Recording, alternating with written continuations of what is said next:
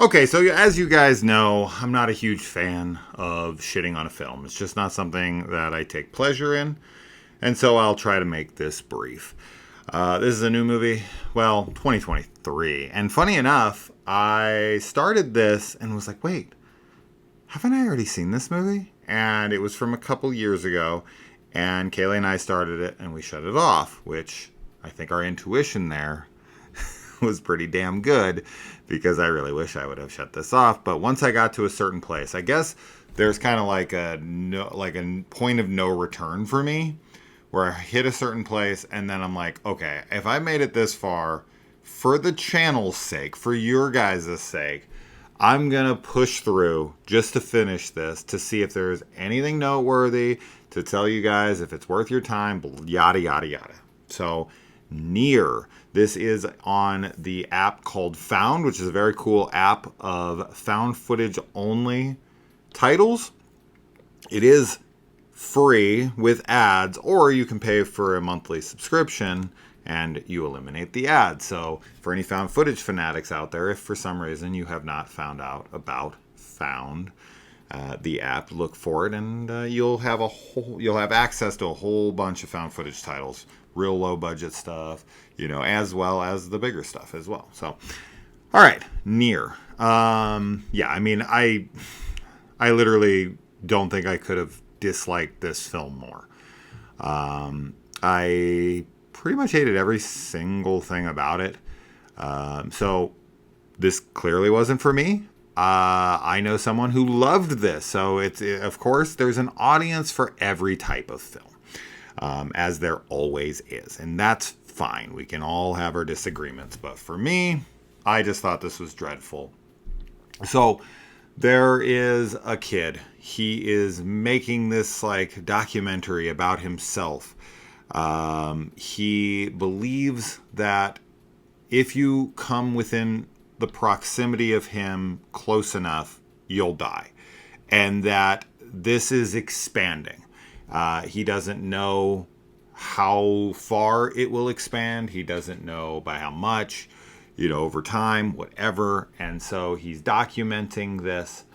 Alongside of this, he's talking to this famous influencer. And she has her own dark secret, which is that she is a self-harmer. She cuts herself and whatnot. There is another set of people who are also filming for God knows what reason, that they're going to expose this girl and blackmail her for her money because she's a very wealthy influencer. So they have this harebrained scheme of one of them is going to date this girl, get close enough to her, film her getting evidence of her cutting herself, come to blackmail her as he's dating another girl whose idea this was in the beginning. And when they bring her the footage, she's going to have to pay them. So that's happening, and we're cutting kind of back and forth between these two. So right out the gate, every character is insufferable. I think performances, I think dialogue, I think characters, all of it, I think is just insufferable. Literally impossible to sit through. I wanted to punch the screen. Now, that is possibly the intention, and I do think it is so with a lot of the characters. The girl who planned the scheme against the influencer girl, the one who's dating the guy, her character, I do think is meant to be so insufferable that you yourself want to jump off of a ledge. So if that is the intention, then kudos, because yes, I really was gritting my teeth through pretty much every minute of her dialogue and her character.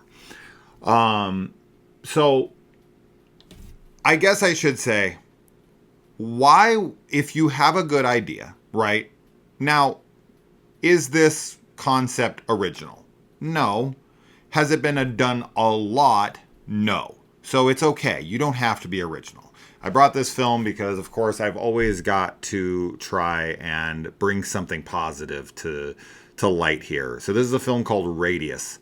And this has a similar premise. It's not found footage, but this is a similar premise of sorts. I love this film. Big fan of it. And I highly recommend it if you want a premise like this, but much better. So anyway, that's the side. I'm glad that I get to bring that film up because there's not enough instances where I can recommend something like that because I genuinely love that film. Anyway, you have this really cool idea for a premise, the Radius premise, that if anyone comes within your vicinity, they die.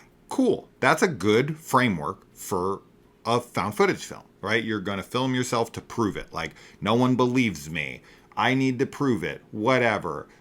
People won't stay away from me. I try. And he's like a recluse and whatever. And then when people come around him, he's like, see, this is why no one can be around me. I'm not murdering them. Like, let's say he's on the run from the law, right? And he's trying to prove to the police, like, hey, look, like, I'm not doing this stuff. They come within my vicinity and they die of their own accord. Like, and then he can send this footage into the cops. That would be smart. That would be the premise for the film, and you can build off of that. To have this secondary story, which is not only just aggravating because of the characters and whatever, but it doesn't make sense. Okay, so a lot of this film is just built on the idea of we're found footage. That's the decision we made. So therefore we need to come up with an idea of how to continue to keep making this found footage on this end of things. This film, I don't think needs to be found footage, right? Because they abandon it in the end anyway. Like, do they go traditional filmmaking in the end? No, they do not. But there are multiple camera angles in the end, you'll know it if you've seen it, that are not possible. There's no way there's cameras here, or here. It's always like, who's filming this? How did that shot get taken? There's a kill in this movie where we show it and it's shown from like 4 different angles. Like, I'll never understand the idea behind committing yourself to found footage, writing things in conveniently just to explain how it's found footage.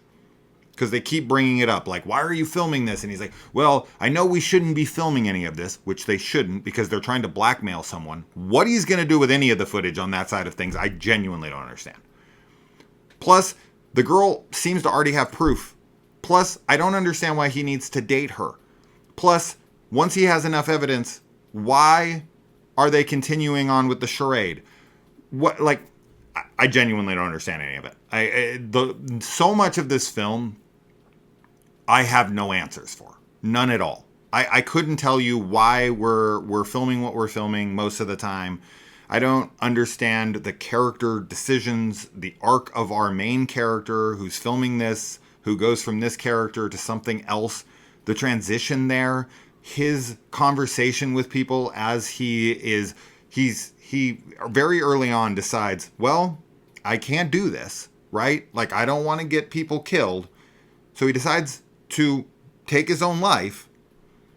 It doesn't work out because people around him start dying. And then from there, we just transition into him like living in the woods and coming across all these people out in the woods for some reason. And then he's like walking the streets and trying to get to the girl that he's in love with online. But he already knows that he can't get within the proximity of people without them killing themselves. And then there's a multitude of people who come across him that just die or he kills or whatever to keep the movie interesting. Like, what reason does this serve? And I know that the end tries to kind of pay it off of like, ooh, you know, I figured out this and that. I'm trying not to spoil the film, but I don't, no, okay. I'll drop that stuff. I just genuinely don't understand. I don't understand anything that's going on in this movie. I didn't like anything that's going on in this movie. I don't understand why you decided to put in so much extra shit that is connected through one character that's all coming to a head. But because I'm not doing a spoiler discussion on this, because I don't want to sit here and talk about this movie for 30 minutes, because I can't help myself. I have to sit here and break down every single little thing, and I didn't take notes, and I'd be going off of memory and whatever. I'm just not going to waste your time with it. But there are so many things in this film. If you watched it, you'll understand. None of this film makes any sense to me. And I don't like the characters. And I don't like the payoff. And I don't like... I can't... Okay, that's what I... As I said, I'm not gonna sit here and harp on a film. It's got no budget. These people tried their best. When we get to the scene where he's attacked in his tent, and then they, like, get a hold of his uncle, the actors in that scene are so bad, I think that's where we shut it off originally. And I should have shut it off once again. Once we got there, I should have remembered and been like, okay, and I was there. I wanted to do it. But someone I know is really into this, and I was like, okay, it's got a cool framework. I can look past bad acting, right? The Fear Footage movies. Fear Footage 2, I think, has atrocious acting. But I really like the film because I think there's a great atmosphere. I think it's got good scares. I think it has a decent payoff for what it is. So I can look past a lot of things. And if you have a good premise and you can deliver on that thing, I was like, all right, I'll stick it out. And we disagreed, and that's fine. And I made a post about it. He got all mad about it. I was joking, but people take things wrong. It is what it is. That's it. I hate this movie. I couldn't recommend it less, even as a found footage fan. But as I said, someone I know loved it. So we all have different tastes. That's okay. I don't see anything redeemable about this. I would love to sit down with someone who watched this also and ask. And if you're somebody who's just like, I don't care, I don't need anything explained, I don't need it to make sense, or I didn't care that it didn't make sense, I was so into it, that's fine. I can be like that here and there where it's like, yeah, I'm much more forgiving about a movie if I'm really into how it's going, and I like characters and I like things that are going, and then I'll just be like, okay, maybe that doesn't make any sense, maybe this doesn't make any sense, but I don't really care. I'm on board with whatever else is going on, right? I don't know. I don't see anything redeeming about this film in any way, shape, or form. So hey, it has nudity, female nudity, which is super rare in found footage, and it also has some gore.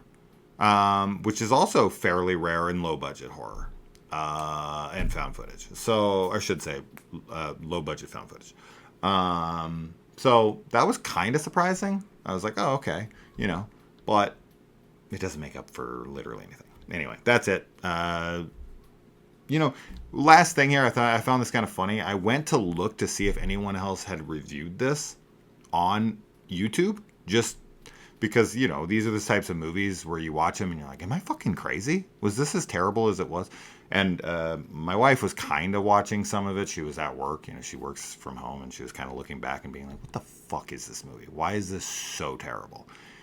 So I had her to kind of keep coming in, and then she would be like, why? This makes no sense. Blah, blah, blah. And she would say stuff, and I'd be like, yeah, I agree 100%.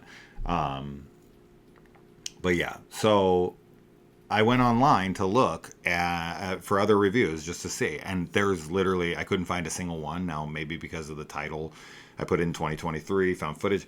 But all that came up, literally, when I put that in, for like 30 reviews in a row, is this channel, reviewing found footage films. Are we the only channel that fucking reviews found footage films anymore? Or it puts it in their title that it's found footage? Are people avoiding the fact that it's a found footage film? Is this just do people really just hate found footage that much? It's a shame. I love the subgenre. I adore it, and when it's good, of course.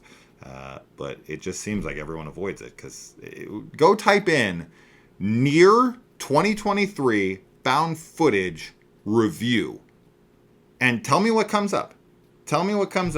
Look down the thread. Is yours different than mine? Maybe because I'm looking for my own channel, it recommends me my own videos, but that's not the case. I look for shit on YouTube all the time. It doesn't just give me videos of mine. It never gives me videos of mine.